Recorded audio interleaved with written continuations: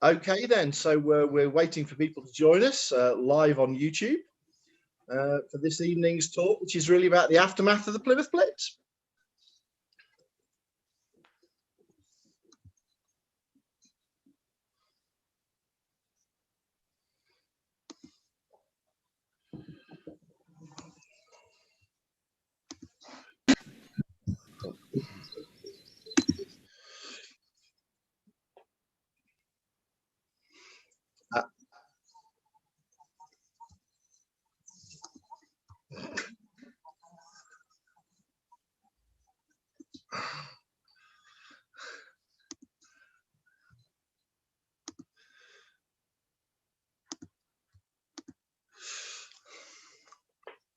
So all the technology is up and running, and so we should be having some people joining us. We'll be starting about 2 minutes past 7 for those of you who are already with us, just so that we can make sure everybody's literally here and has got into the site okay.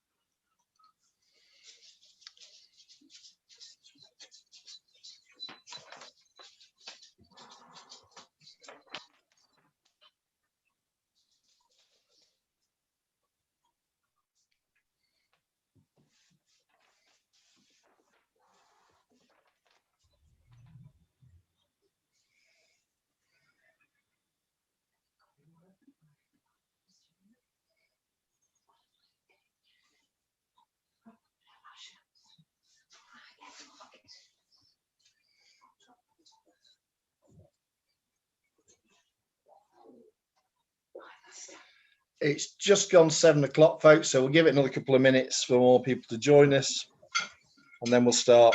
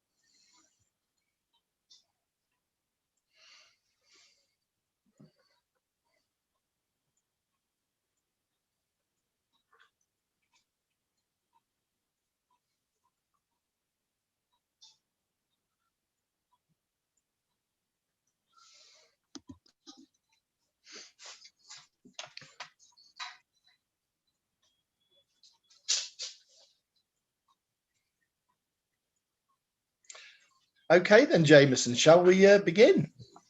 Certainly. So, good evening to everyone. Welcome to our second of our series of talks commemorating the 80th anniversary of the Plymouth Blitz. I'm Dr. Jameson Tucker. I'm the head of history here at the University of Plymouth. And the place I lived before coming to Plymouth was Coventry, which has a couple of themes in common with what we'll be talking about tonight. The city centre was heavily rebuilt in the late 40s and 1950s, as you'll be hearing about Plymouth's efforts in that regard. And the most famous post-Blitz moment in Coventry's history is the royal visit the day after the raid. And Elliot will be talking to us about the Churchill visit here the day of. So, Harry, would you like to introduce our speakers more fully? Harry Bennett is one of our staff here at Plymouth, and with a specialist on the 20th century, unlike myself.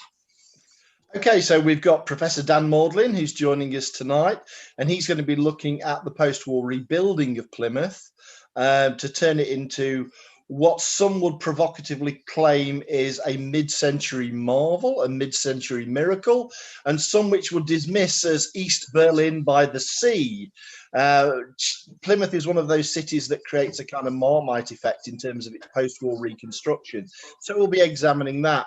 And then we've also got Elliot Clark, who's one of our research students, and Elliot's examining the events whereby Winston Churchill and Clementine Churchill came down to Plymouth to visit in the aftermath of the Blitz raids, and what that does in terms of the morale of Plymouthians. How does this visit actually work? So that's our fare for tonight. We've got some more questions that have come in from members of the general public.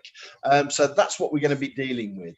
But first of all, what I'm going to do is I'm going to give you a little bit of a context, because we had an event last month which marked the start of the anniversary, or the 80th anniversary of the Plymouth Blitz. March raids really began the process of actually ripping the heart out of Plymouth as a city. Well, 80 years ago tomorrow, the Luftwaffe returned for another series of raids. And on the evening of the 22nd of April, starting at around 9:30 and lasting until about 3:30 in the morning the next day, we have a very protracted and very heavy raid. Now, the terror involved in this raid, unlike the March raid, is made a lot worse by the fact that people know what to expect. They've been traumatized by March and the two heavy raids then, but in a sense, those March raids are literally sort of so fresh that people don't have time to react to them until there is this lull at the end of March. But by April, people knew full well what a blitz raid actually involved. And the fact that these April raids would go on night after night, the 22nd, the 23rd, the 24th, and then again on the 29th and the 30th of April, people really knew by that stage what it was like. The sense of the trauma is built quite considerably. So the sense of the terror is exacerbated by the fact that people know what it is like, and they know what the aftermath is going to be like. And it's also made worse by, in a sense, a feeling that the Luftwaffe, why have they returned? There's almost a sense that the Nazis are determined to finish the city as a living entity. They're determined to obliterate the city from the map. And it's almost as if they won't let go until that goal has been achieved. And on this 22nd to 23rd of April raid, we have a number of key sites in the city which are hit. We've essentially got the city ablaze, all the way from Capdown to Devonport Hill and onwards to Salt Ash. This really is now across the whole of the city. Whereas the March raids had really targeted the central business district, the April raids are much more broad scale, and this is the raids in which particularly heavy damage is done to Devonport. And during the April the 22nd of April raids, we have particularly significant targets hit. For example, the Corporation Gasworks at Keyham, which is critical in terms of the infrastructure. Plus also we have 2 mass casualty events. We have, for example, the terrible destruction that happens at the Portland Square air raid shelter, in which some 72 individuals are killed. We also have a bomb dropping on the Petty Officers Block at the Royal Naval Barracks. Again, the fatalities run to, at the time, it was rumoured about 80 people. So we have mass casualty events, we have a city in flame. And the fact that the raids carry on night after night after night after night is particularly significant. Now, to sum up the April raids, I think we just need one statistic. And that is that during these raids till the end of April, some 590 people are killed, add to the casualties of March. So in other words, this is the period when the majority of the fatalities are actually taking place within Plymouth itself. And it transforms the city. And thus a question mark hangs over the future of that city. But by the end of April, the German Air Force has moved on. What brings a lull to the bombing isn't some outbreak of humanitarianism. It isn't some change of heart on the part of the Luftwaffe. It is the very simple issue of the Luftwaffe being moved east in preparation for the assault on the Soviet Union. So that is perhaps what saves Plymouth from even more destruction in May, June, and July. Okay, well, that concludes my introduction to the April raids. So I think now we can go over to, let's start with Dan to tell us about the process of actually reconstructing the city after the war and the plans during the war for its reconstruction. Thank you, Harry. I'll just go to share screen.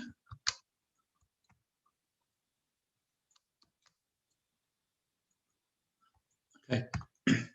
So I'm going to talk for 20 minutes about Plymouth after the Blitz, about the reconstruction of the city following what Harry's been talking about.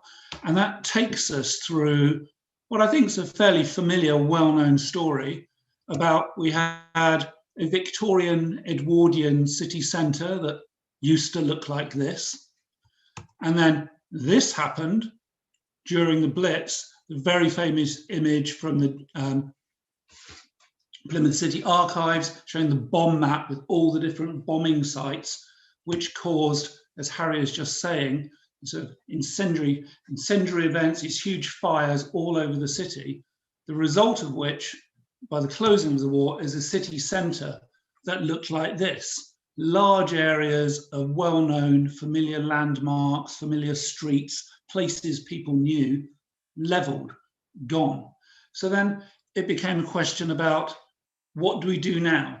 What do we replace that with? What's the new Plymouth going to be?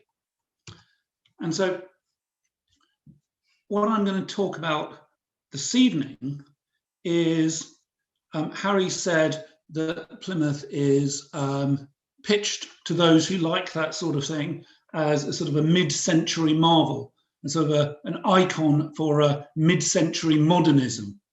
And I want to explain to you what Plymouth is when you walk around the streets of it today. And actually, that's only part of the story. It is that a little bit, but actually the Plymouth city centre that you walk around is something, it was built after the war, but it's a place that's being created that is older. It's a pre-war city. It's a vision from the 1920s and 30s. And so there's a kind of time lag. You're looking at a city built after the Second World War, but actually built on ideas and architecture and spaces and places that were conceived way back in the 1920s and 30s. And the reason for that is down to this man, Patrick Abercrombie. And the key thing to look at here is the dates he was alive. He was alive from 1879 to 1957. this is the man responsible for the master plan for Plymouth as it was recreated. He was a town planner, a city designer, but very, very high up in the British government and planning committees in the 1920s and 30s, and also the founding chairman of the Campaign for the Preservation of Rural England, incidentally. But if you look at when he was born, by the time we get to the Second World War and the Blitz, he's already getting on in age. He's an older man. This is a man whose ideas about a city were formed in the early 20th century. And this is the city he created after the war. These ideas were expressed in a book he wrote, hugely influential on the whole of the post-war Britain and the planning system that we now live in, called Town and Country Planning 1933. No, not 1943, 1933. This is before the war. And most iconically in that, he draws up what he thinks is the version of what a future modern city should be. And what I'm going to draw your attention to here is the bottom picture of Le Corbusier's town. This is the French uber-modernist architect who invented the sort of the city of endless marching high-rise blocks. Patrick Abercrombie hated this. He did not like this type of architecture or planning at all. He liked, promoted, designed something quite different, of which Plymouth is a world-class example. He experimented. Plymouth and the Blitz was not the beginning of what he did. He was designing cities in the 1920s. He designed the plan for Dublin in 1922. And during the war, Plymouth was one of just several cities around Britain for which he created the new master plan for reconstruction. So you have to see Plymouth in this national context of a man working in government, based in central London, designing on a national scale, of which Plymouth was one of several projects he was involved with. To him, probably most importantly, was his plan for Greater London. He also did Bath, Hull, various other cities. And one of those was the plan for Plymouth, which we famously know between Abercrombie and his assistant Patton Watson, 1943, came up with this as the master plan for the new city of Plymouth. And what I want to think about is, this is in many ways what has ended up being the street plan that we now walk around in Plymouth city centre today. And this is designed by a man in getting on in age in 1943, designing a city with ideas he learned as a student 30 years earlier. What is this plan? What does it mean? Where does it come from? And the answer is this: the plan for Plymouth is not a piece of post-war modernism. It's a Beaux-Arts city. That's a late 19th century, late Victorian, very early Edwardian city based on Renaissance city ideas that the French made popular and fashionable again in that period, all drawn from places like Versailles. This is the palace and landscape plans for Versailles, just outside Paris. And I've turned it on its side so you can see it compared to the plan for Plymouth. And it's very similar. It's all about an idea with these sort of very, very straight avenues or axes. And axes is so you get a very long straight view down one street from one, with key features which link down long views down straight streets. And from that you get radial streets which come out like a spider's web. And this is a Renaissance city based on ideas of power and authority. And as Shakespeare said, power is the hub of a massy wheel. And so you get a city planning idea coming out of that. And as I said, this gains popularity and favour in late 19th century France and then ripples around the world. So again, tipped on its side to match Plymouth, we can look at the 1901 Macmillan plan for the National Mall in Washington, D.C. When you see pictures of the Senate building and the National Mall with the big Concord obelisk down it, and where they have all the big rallies on the big National Mall, that long, thin grass area, this is the same as what you're looking at Versailles. It's the same as what you're looking at when you look down Armada Way in Plymouth from the War Memorial down to the train station. We can look at Walter Burley Griffin's 1913 plan for Canberra, the new capital city of Australia. It's the same idea again. It's those long, straight streets, those radial spider's web planning. Then we come back. Plymouth city centre finally gets laid out quite a long time after the war, in 1956, by the city architect H.W. Stirling, based on Abercrombie and Watson's work from 1943. And so we can go back to just towards the end of the war with Abercrombie presenting his vision in model form to the sort of city fathers of Plymouth.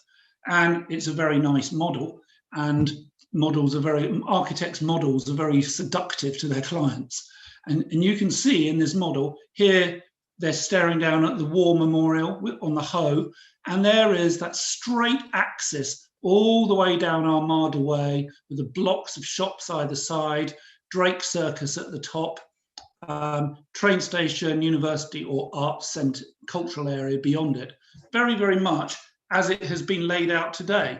But what Abercrombie is pitching to his clients here, to the City Council in 1944, is an idea from the turn of the century, from 1900. He's an old man selling a plan for a modern new Plymouth after the war to the other old men who ran Plymouth. And it was approved, that's what went ahead. And so this is what you see today when you're in Plymouth. And if you got to the War Memorial, you still get that grand axis, that grand view, all the way down Armada Way through to what's now the train station. And one of the reasons why Plymouth City is remarkable nationally, and in fact internationally, is that Abercrombie's plan was implemented to such a degree, to such a level of completion by the Plymouth City architect Stirling after the war in the 1950s. They took this plan conceived in the 20s or 30s and they put it in place. So it's in a way, it's a very, very late example of a Beaux-Arts city built after the war. And once we understand that, we understand the strangeness of some of the buildings that surround us in Plymouth city centre and along Armada Way. And there's this grand enfilade, as you'd say, in architecture, and these very, very grand buildings like Pearl Assurance and Derry's department store, and these things that meet you across from the Civic Centre along Armada Way. But these are not 1950s mid-century modern buildings. They're 1952. But again, these are designed by an older generation of architects whose main practice was before the war. These, in what they look like, their style, these are 1930s buildings, just built a bit late, a bit out of fashion. So we've got actually Plymouth, I would argue, is a slightly built late, slightly out of fashion 1930s city built after the war, because the Blitz provided an opportunity to do things that Abercrombie had wanted to do before the war.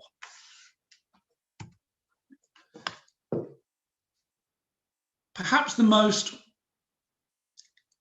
influential, lasting legacy of that is the introduction of zoning within the city. And this is from the 43 plan, it's functional diagram of the city centre. And what I always find just remarkable is that you can walk around Plymouth city centre and you go, okay, it's a Beaux-Arts city, great, I've got that. okay, it's Art Deco 1930s buildings along the Murray. Okay, I understand that. What's really remarkable is the extent to which the zoning has held in place. If you start at the university campus now, the cultural centre is exactly where the university and now the box are. You go down from the train station and there is the government offices, there's Armada Way and the shopping district, then there's the civic centre, and then up to the Hoe. History is stuck in its own little corner down by Sutton Harbour. That's the historic quarter. And what's quite remarkable is, unlike many cities that have grown up and changed and evolved since the 1940s, 1950s, Plymouth has really retained that zoning devised by Abercrombie. So new buildings have been built, but there's still that really strong sense that you can tell when you're moving from one functional zone to the next around the city, that gives it quite a unique experience to walk around. However, that's part of the story. The other part of the story is that if we stand and look here in the early 1960s, we can see our brand new shiny Art Deco buildings, sort of built 20 years late, across the road. But in the foreground, we're looking at something very, very different. We're looking at this square pond that people are standing around by architect Geoffrey Jellicoe. And what we have here is what Harry is talking about. This is Plymouth, modern city of the West, mid-century modern city of the West. And so Plymouth is that, but only in two specific areas. They are, amidst all this Beaux-Arts planning, the modernist dream, the modernist civic utopia comes into place. I was going to say that a lot of this is very closely tied up to the 1951 Festival of Britain, and which was really the launch pad of what we now call mid-century modernism in Britain. And from this festival on the South Bank in London, with these modernist exhibition buildings and cafes showing new ways of eating, new ways of new furniture, new cars, all those things that we now think of as mid-century modern when we try and get our vintage furniture. All of this came out of the beginning with the Festival of Britain. And our version of this in Plymouth is one specific building, which is the Pannier Market, which is actually quite hard to find if you don't know Plymouth. If you're walking down through the city centre, you wouldn't know it's there. You need to be told and be directed to it. And you go down there, and there this is, this very special, very unique and quite fantastic bit of modernism with a capital M, 1959 to 1960 by Walls & Pern and various other architects. But this is the post-war modernist dream of a market space, a civic modernist working class utopia built out of concrete and glass. That's one hot spot for mid-century modernism in Plymouth. The other one is this, the civic centre itself. And because the civic centre so dominates, well, used to, until that new student accommodation building, used to dominate and control the skyline of Plymouth, it was the focal point. And most people, when they think of the rebuilding of Plymouth after the Blitz, think, oh, it's about modernism, because they think of this building and this area. And they're right to do so, but it's only the Pannier Market and this area here. And the civic centre has nothing to do with Abercrombie's plan for Plymouth. This is exactly the sort of building that Abercrombie absolutely hated. He would not like this to have been the centrepiece of his city at all. And so it came to a sort of a later generation of architects come in to create the civic centre. So what is this building? Why is it important? It's because it fits, again, just like Abercrombie is in a national, international context of significance. You can be proud of the Civic Centre because it's also a national, internationally significant building that fits in a group of international modernist buildings of the period, and which you can look to here. This is Lanark Town Hall in the Scottish Central Belt. Very, very similar modernist structure with that big tall block with the lower level blocks against it, little held up on these little posts called pilotis that you can see in the Civic Centre around us. We can also look to the government buildings in Brasilia by Oscar Niemeyer, the 1960s. Again, it's this same international modern movement. And the sort of the mothership of all of these, the United Nations Secretariat building in New York, 1947, by Oscar Niemeyer of Brasilia and Le Corbusier, the very man Patrick Abercrombie criticises in his 1933 Town and Country Planning. But this model of building is really important when we look at Plymouth Civic Centre because of its style, its design, but also its purpose, what it represented.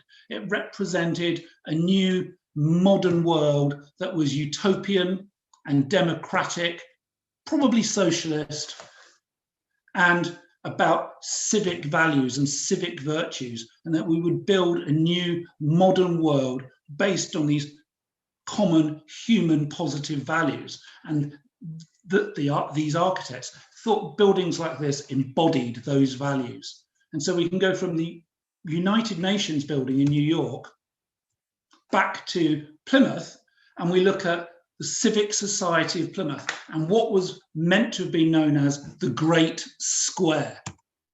So in Plymouth, we've got one thing, Abercrombie, Beaux-Arts, Versailles. The other thing is this other set piece around the Civic Centre on one side on the right, the revamped building, the Guildhall and Law Courts on the left, and the area, the public space in between with the ponds by Geoffrey Jellicoe. And this is the post-war modernist civic square, the great square that was meant to embody ideas about citizenship and urban life and civil society that date back to the Renaissance and earlier, but which were being brought back in this sort of modernist utopian ideal. And so what I'd recommend you do is think of these as Plymouth, the Plymouth after the Blitz, as a very, very important example of post-war reconstruction, but which is two separate things. It's got this very significant Beaux-Arts city plan by Robert Abercrombie, and then it also has a very, very significant modernist civic square and associated civic buildings. And the two sit together, and you can argue whether they sit together comfortably or not comfortably, but they actually are quite separate things within the one city. So it's not a coherent space that you're living in, a coherent city centre that you're walking through. It's two separate things, two separate bunches of ideas, one from before the war and one from after the war, that came together into how we know Plymouth. And I'll end by saying the story doesn't stop there, that after decades of people hating it, people loving it, getting a bit tatty, this year it's now coming to life again, and that we're right in the midst now of a massive project by Historic England and Plymouth City Council, nearly £2 million. There's High Street Heritage Action Zone to revitalise Plymouth City Centre. And the rationale for that, the basis for getting that money, is because now Plymouth City Centre is getting the recognition it deserves as this national, international, important place. That's it. Thank you, Harry. That's terrific. Thanks very much, Dan. I think Harry has suggested that we should give you a few questions now, if you're happy to take a few. Yeah, sure.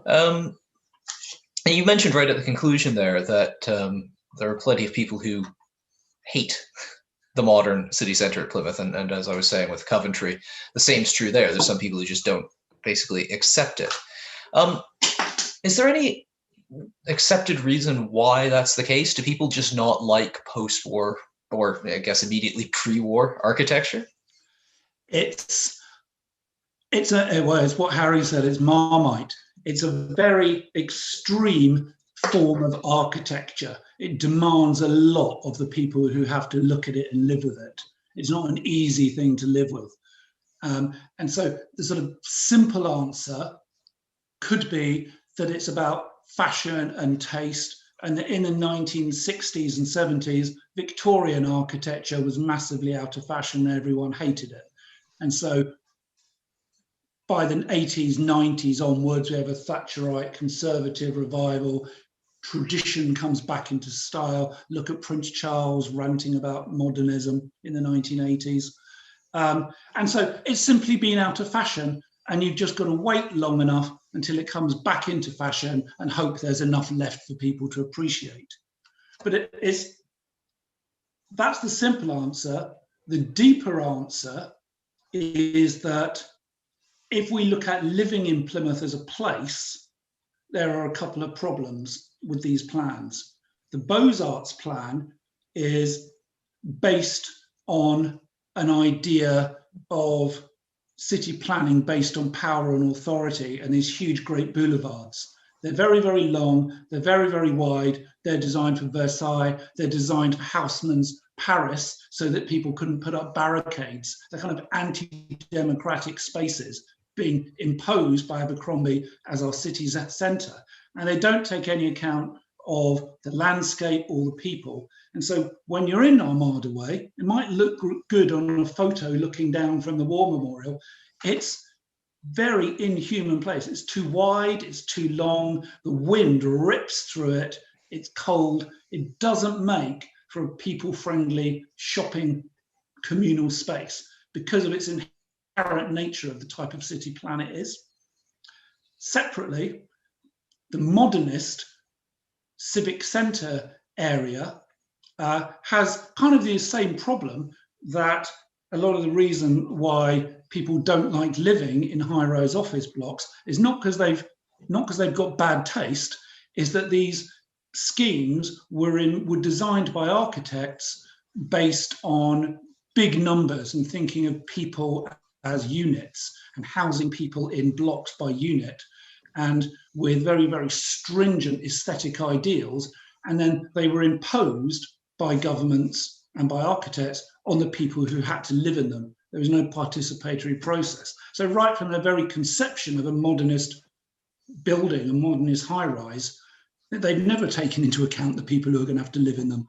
So it's not surprising that the people who've had these buildings imposed on them have never particularly liked them.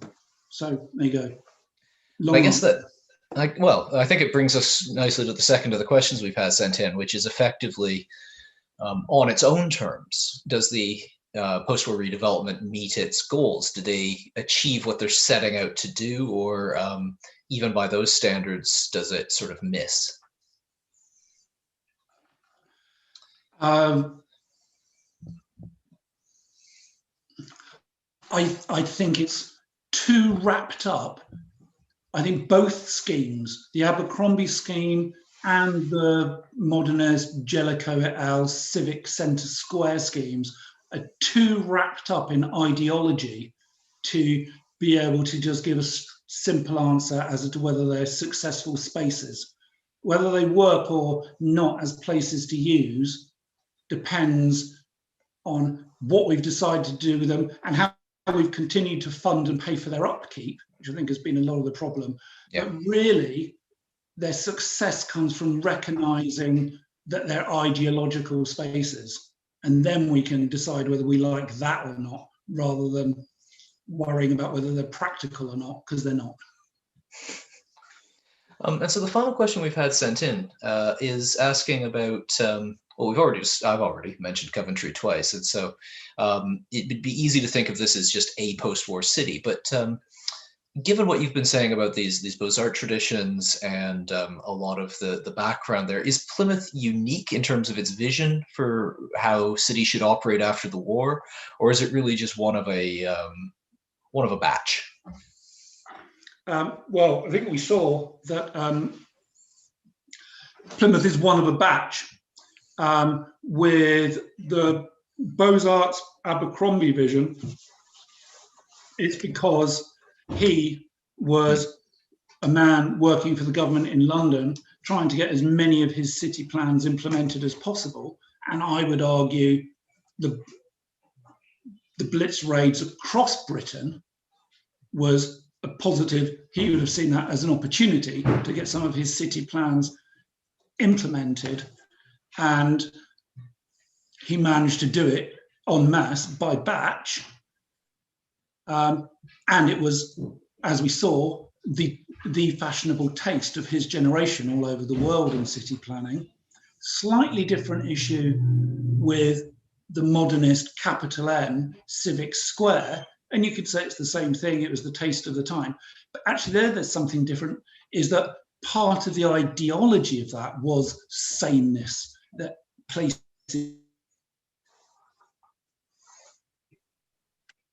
social democratic, each city centre, each civic space should be the same as the next. So the inherent criticism of batch wouldn't be recognised by an international modernist of the 1950s. They'd go, no, that's the point. That's what we want. Well, that's terrific. Thanks very much, Dan. So I'm going to hand over to Harry here, who I think is going to hand over to Elliot for us. Okay, folks. So now we turn to the immediate aftermath of the Blitz and the visit of Winston Churchill and Clementine Churchill in 1941, for which we're going to go over to a presentation by Elliot Clark. So here we go, folks.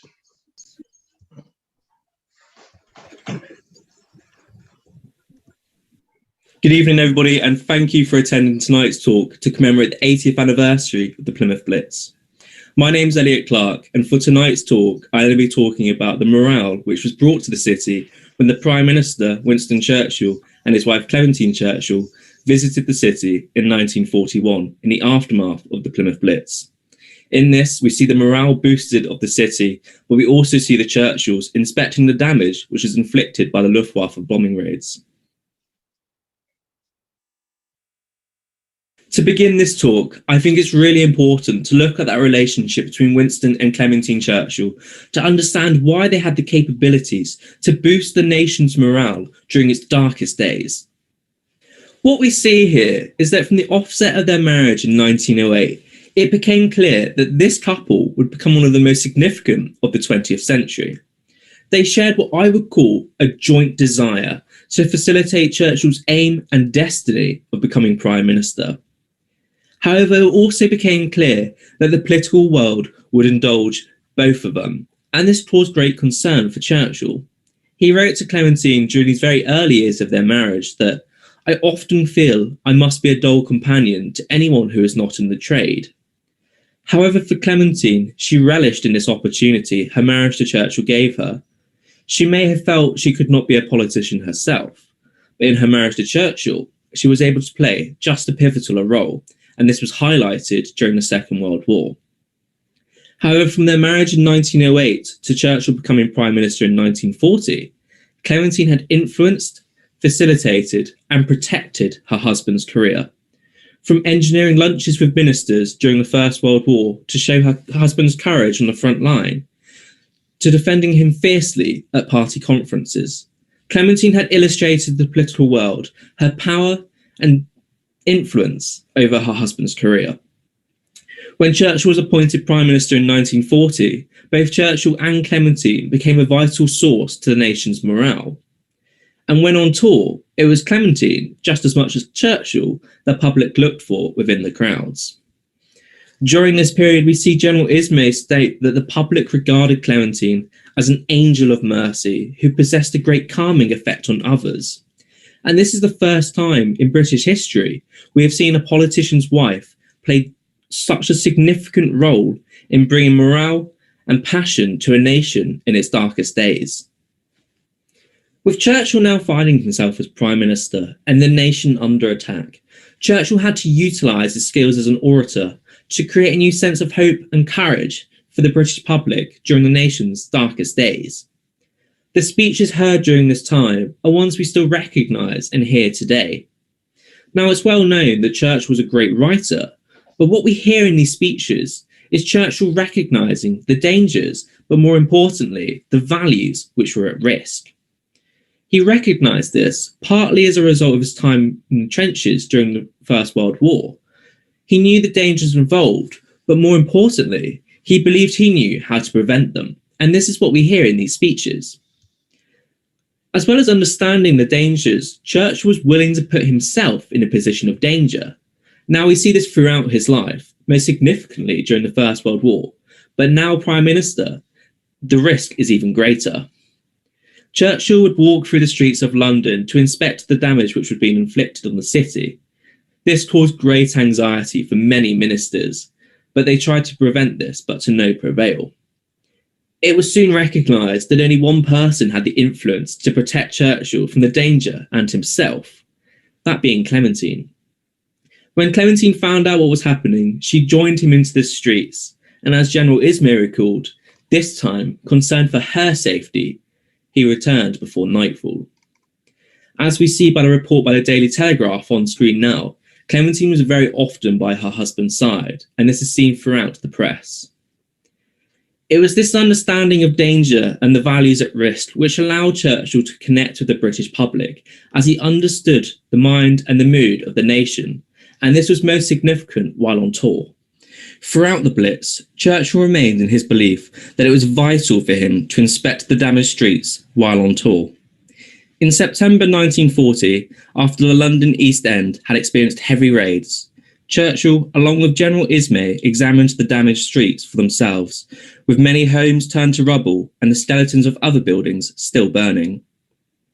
Ismay recalled that one woman in the crowd shouted, "Good old Winnie, we knew you'd come and see us. We can take it. Give it, then back."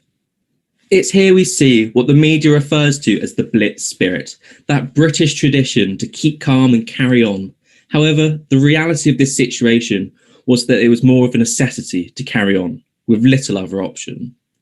Losing everything they possessed, they found no other choice but to fight on and unite with their neighbours to save what they could. Across London, we see people take shelter in the underground and pulling their belongings from the rubble where their homes once stood. Churchill realised he had to maintain positivity when the darkness felt so overpowering. It's this determination that brought the nation together in its darkest days, and it's this willingness to fight on which would prove vital in the years ahead. Now in late April 1941, Plymouth had experienced 5 severe nights of heavy bombing, with people across the city losing their homes and businesses. On May 2nd, Winston and Clementine Churchill arrived in the city to inspect the damage inflicted for themselves. Now, while on tour, the Churchills were accompanied by Lady Nancy Astor, MP for Plymouth Sutton Division, as well as being accompanied by President Roosevelt's Special Envoy, Averell Harriman. Now, Churchill and Lady Astor famously never agreed on matters, both politically and personally, but they toured the city side by side, and it was at this point Lady Astor won Churchill's admiration for her courage and constant care for the people of Plymouth during its hour of need. As an independent observer wrote, Churchill was found fierce-faced, firmly balanced on the back of the car, with great tears of sorrow in his eyes. Now, this is significant, as Churchill was often found with a tear in his eye while on tour, as he saw the emotion and heartbreak of those who had been affected by bombing.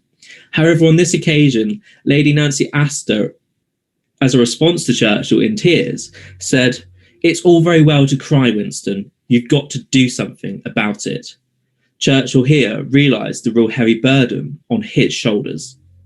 After seeing the destruction in Plymouth, Churchill more than anyone realised that something had to be done. A Home Intelligence report put it bluntly that for the present, Plymouth, as a business and commercial centre of a prosperous countryside, has ceased to exist. The devastation of 5 nights of bombing had left Plymouth at a point of little repair. Churchill was shook by the sights he saw, and it eclipsed anything he had seen previously while on tour across the nation. On several occasions during the night of the tour, Churchill claimed, "I have never seen the like." Churchill remained frustrated that the Germans had managed to attack the city on 5 of the 9 nights with limited defence from the RAF. In a note to Air Chief Marshal Charles Portal, Churchill asked why the RAF squadron charged with deploying aerial mines did not yet have its full completion of 18 aircrafts. Long after the tour of Plymouth, Churchill remained shaken from what he saw. However, he knew, while on tour, morale was key. The sorrow which these trips brought to Churchill only furthered his ambition for victory. But as we know, these trips were in place to boost the morale of Plymouth.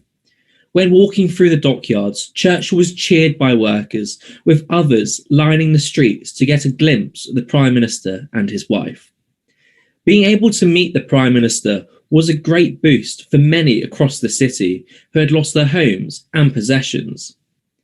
In a further attempt to boost the spirits of Plymouth, Churchill proclaimed to the crowds, "God bless you all. Your homes are down, but your hearts are high." The Churchill's visit to Plymouth was keenly observed by the press, with the War Office's official photographer, Captain Horton, following the Churchills across the city. But we also see coverage of the Plymouth tour on British Parfait. In one report, the presenter comments, "Here we can see Plymouth refuses to be beaten." And this was the spirit Churchill was trying to infuse across the nation. As acknowledged by Churchill's daughter, Mary Soames, Churchill had become the nation's symbol of hope and courage, and this is certainly apparent when in Plymouth. Despite these reports stating that morale was high, the opinion in Germany was quite different. In German reports, we see that the air raids on Plymouth had caused what the Germans described as outright panic for both the British public and British government.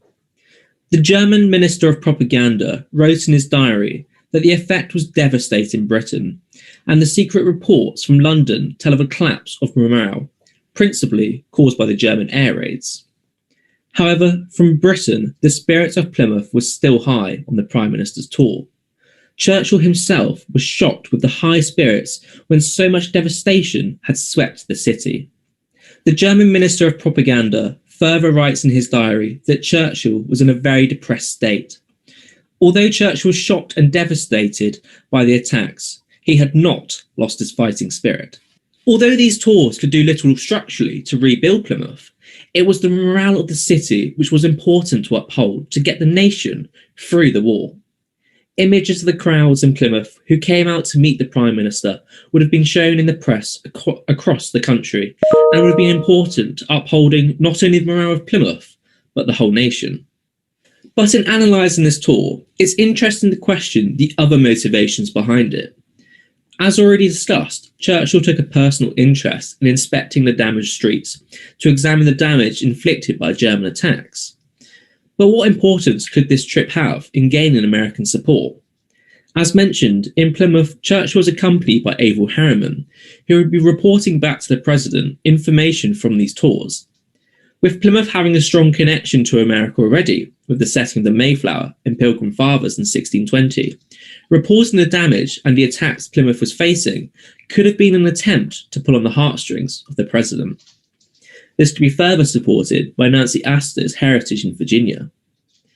Although this is partly speculation, as we'll never know the motivations behind these tours, or the mind of Britain's Prime Minister, what we do know is Churchill eagerly wanted American support, and this could have been a key way to achieve it.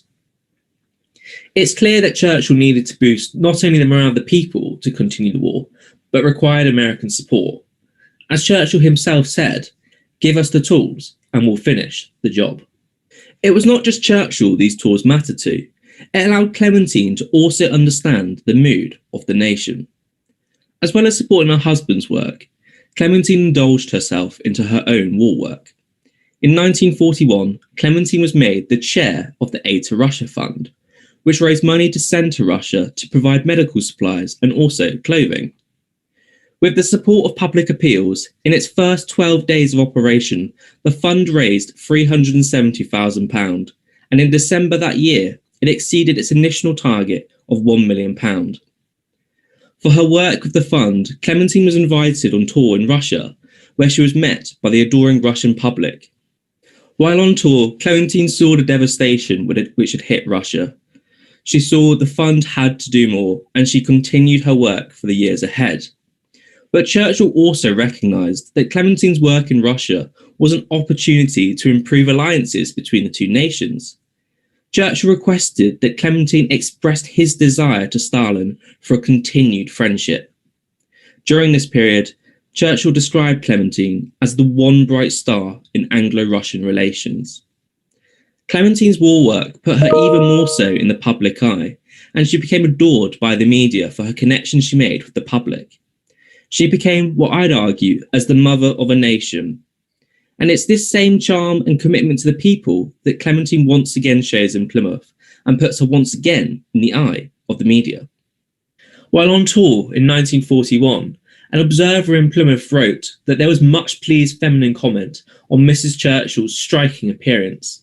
Snow leopard coat with flaunce sleeves, a handkerchief over her head with phrases of her husband's speeches printed on them. Clementine's fashion was regularly commented on by the media, and this was an image partly constructed by the press, but was also one utilised as a weapon by Number 10 to provide the public with glamour, as Clementine's stylish outfits created an image of a brighter future for the public who would attach themselves to any glimmer of hope. On these tours, Clementine once again illustrated that the nation's interests came before her own. She was deeply impacted by these tours and realised the long road ahead of the nation, and realised it would never be an easy one. After a visit to one city, Clementine broke down and exclaimed, "Pray God we don't let them down." It's this quote from Clementine which I really think highlights the importance of these tours. For the Churchills, they caused deep emotion as they recognised the responsibility that lay on their shoulders. Clementine felt this pressure just like her husband, and these tours illustrated the important role Churchill held in leading the war effort, not only in the front line, but in maintaining morale at home. The Blitz tours to cities like Plymouth allowed Churchill to connect with the people and understand their mood. He connected with them so well as he held similar concerns. Many had experienced sons, fathers, and husbands going to war and never to return. This was a real fear for Churchill also. When war broke out and his only son Randolph asked to play a part in the war effort, Churchill's private secretary John Colville recalled how Churchill told him that if Randolph were killed, he would not be able to carry on his work. This was a fear felt across the nation throughout the war. The emotions Churchill expressed in Plymouth were very real, as he recognised the long road ahead and the sacrifices the whole nation would make. The devastation that Churchill witnessed while in Plymouth remains with him for much of his life. The Home Intelligence Report, which states that Plymouth ceased to exist, truly highlights the level of destruction across the city. We see the Churchill's tour of Plymouth even recorded in the Churchill family album, produced by Churchill's daughter, Mary Soames. This even more so highlighting the scale and the impact Plymouth had on Churchill throughout his life. Churchill had experienced warfare before, during the First World War when serving as First Lord of the Admiralty, as well as serving on the front line. But while Prime Minister during the Second World War, nothing could prepare him for this moment. Plymouth had highlighted this new era of warfare and highlighted to Churchill even more so now that Britain needed the support of the United States.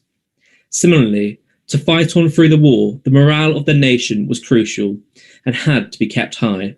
To claim victory, it had to be a national effort. Through his speeches and through his Blitz tours, Churchill was able to reassure the nation and uphold that British spirit. As Churchill proclaimed in his first speech as Prime Minister, "Let us go forward together with our united strength." Churchill's tour of Plymouth in 1941 was just one of many he made across the nation. And as previously mentioned, While in Plymouth, Churchill proclaimed to the crowds, "Your homes are down, but your hearts are high." It is these comments which motivate the nation to go on. As an orator, Churchill's speeches are the most memorable from the House of Commons from throughout British history. Historians have argued that no politician could have motivated and mobilised a nation like Churchill did during the Second World War. But on these Blitz tours, what we see, it is not only about motivating the public, but it is providing Churchill with the spirit and determination he needed to fight on. With this paper, I hope I've been able to show how significant these Blitz tours were to both Winston and Clementine Churchill, as well as the British public. I want to thank you all very much for listening to this paper, and I hope I can answer any questions you may have in the Q&A section later. If not, I'm happy to answer those questions via Twitter or via email. I'd like to finish this paper with a quote from Clementine to Jock Colville while on the train back to London from Plymouth in 1941. Clementine to Jock said, "Do you think we're going to win?" Jock simply and softly said, "Yes." Thank you very much for listening.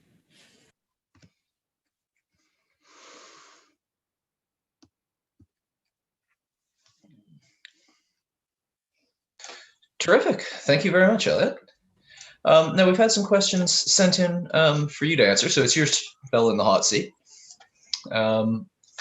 And obviously, these questions have been sent in advance and during, so apologies if you've already slightly addressed the odd bit of them.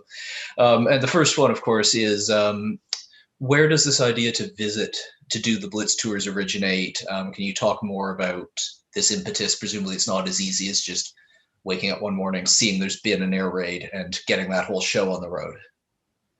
Yeah, you've definitely got a case there that for Churchill in particular, when you're going on these Blitz tours, you can't just simply go, this takes ministers' work and weeks to sort of prepare for this sort of event to go ahead. For Churchill in particular, it's normally Jock Colville, which is planning these events. I think I mentioned in the talk there that Jock played a really key part behind this. But it's not just Plymouth that Churchill visits. We see that he's visited Portsmouth in 1941 as well. So when he's going on these tours, it's not simply one city. It is a whole tour going through the country to evaluate the damage going through. And this is really important for Churchill. On these tours, he's able to evaluate the damage, but more importantly, understand the mood of the nation. And that's what's really key for Churchill on these tours. Great, thank you. So, I mean, again, given your research and given some of what you've talked about, I know you've already touched on some of this, but can you expand on how important and how central to the mission, I guess, why it was important for Mrs. Churchill to come along, for Clementine to come along? Yeah, so obviously a lot of my research is based on Clementine, and there's two reasons behind this. The first reason is Clementine took that really significant role that she also wanted to understand the mood of the nation as well. And she was really good at doing this because she had that experience from the First World War where she was going to the munition canteens. And in the Second World War, we have her with the Aid to Russia Fund. She's able to connect with the people of Plymouth in a personal manner. She connects with them because they have families. She has the family at home, and they've been able to connect in that way. But more importantly behind this, that it's looking at Churchill's health and protecting him as well. Clementine decided in those really early years of the war that Churchill would never travel alone. If it wasn't Clementine on tour with Churchill, it would be one of the daughters. And most famously from that, we see that Sarah Churchill accompanies Winston to the Yalta Conference in 1945. So it's really two parts to that question. You've got the protection of Churchill, but you've also got Clementine's really eager to evaluate this for her own war work as well. Thank you. And so speaking about Clementine's sort of First World War visits and connections, does Churchill himself have connections to Plymouth, given the Royal Navy connections he's built up over the previous sort of generation? Yeah, Churchill served as First Lord of the Admiralty twice before this point in 1941 when he's Prime Minister. He obviously has a real key eye on what's happening within the Admiralty, and Plymouth is a key naval dockyard similar to Portsmouth on the other tour he did. He would be keeping a really key eye on this, and he attended the dockyard several times, not only in this trip in 1941, but later on during the war. And not only as a naval town, but as a city itself, Plymouth was quite important for the Churchill family altogether. We see Randolph Churchill campaigning to be MP for Devonport later on, and Churchill himself comes down to support his son's campaign. So as a naval city and as a city itself, Plymouth is quite important, and we see Churchill appear within the city on a number of occasions. That's great. Thanks very much. So I'm going to turn the attention now to finish with a question for Harry here. We've already talked a bit about Coventry. We've talked about other cities, Portsmouth, etc. And a lot of these cities like to say, after London, we're the worst hit. After we're the worst hit city of our size, the worst hit in this year. How does Plymouth fit into that discussion? Is there some sense that Plymouth is the worst blitzed city? Yeah, I mean, this is effectively part of the folklore of the Plymouth Blitz, and it's quite a problematic one because it's very, very, very well enshrined. And it creates almost a sense of sort of victimhood, the idea that Plymouth, after London, we were the worst blitz city. But, London gets all the attention. London got all the attention in 1940, 41, and Plymouth still hasn't had that kind of attention. But of course, the problem is how on earth you would actually tell what the worst blitz city would actually involve, because there are so many different factors. You can look at the number of dead. You can look at the number of wounded. You can look at the number of houses destroyed or the number of civic buildings destroyed.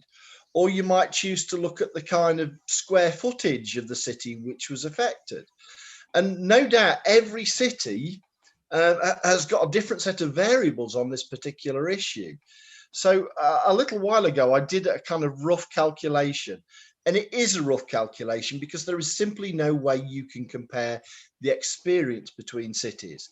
And basically, I went for the most simplistic analysis that I could come up with as a rough rule of thumb. And that was really based on the idea of the 1931 census and the number of people who lived in certain given blitz cities. And then divided that by the number of people that were killed as a result of aerial attack on those cities during the war. But of course, even that is problematic because by 1941, the population of those cities had changed really rather dramatically. There was supposed to be another city, there's supposed to be another census in 1941, but it wasn't held for obvious reasons. So these are cities really changing in any case. And of course, there's a very different experience between somewhere like London, which is attacked in 1940, 41 by conventional means, and then is being attacked by V-terror weapons in 1944. Somewhere like Coventry, for example, which suffers, one very, very heavy raid in particular, and somewhere like Plymouth, which is impacted by a series of raids. So in other words, these are all caveats to the following calculation. So if you take that 1931 census figure for the total number of inhabitants, and you then divide it by the number of people killed in those given cities, what begins to emerge is a kind of top three of fatalities. In other words, what are your chances of being killed in those three top blitz cities during the Second World War? And what emerges is that Coventry statistically is the highest, that you actually stood in a 1 to 135 chance of being killed as a result of aerial attack on Coventry during the Second World War. Plymouth comes second with a 1 to 194 chance of being killed as a result of aerial attack. And London actually comes third with a kind of 283. So actually, in some ways, Coventry is perhaps the worst blitz city. Plymouth is second, and London, because it is such a vast area, it has such a large number of people within it, is in a kind of third place. But these are really sort of very broad rule of thumb reckoners. But it does give you some means of comparison, perhaps, in which Coventry really does emerge first, and in which case Plymouth is probably a second, which is perhaps rather an interesting statistic in some ways. So it does kind of bear out some of the sentiment, but it doesn't actually bear out that kind of overall sense of Plymouth being the worst blitz city after London. Actually, Plymouth is maybe in the lead on that score. Well, thank you very much. And I think that's pretty much bang on time for what we were planning to do. So I'd like to thank Dan and Elliot and Harry for their contributions here. And Harry, I believe there's a couple more events happening in the city as part of the Blitz Yes. anniversary. If people would like to check on social media, tomorrow there will be a broadcast ceremony at the site of the Portland Square air raid disaster, the Portland Square Memorial. There are other events taking place, and indeed next week we have a kind of final wrap up to the Blitz commemorations, which will also include a symbolic display of searchlights shining into the air by various Royal Navy ships in Devonport Dockyard, and indeed in the Sound, and possibly commercial ships as well. So in other words, check your social media, and you'll probably find the last few events cropping up on there. That's terrific. Thank you very much. Thank you, everyone. And good night.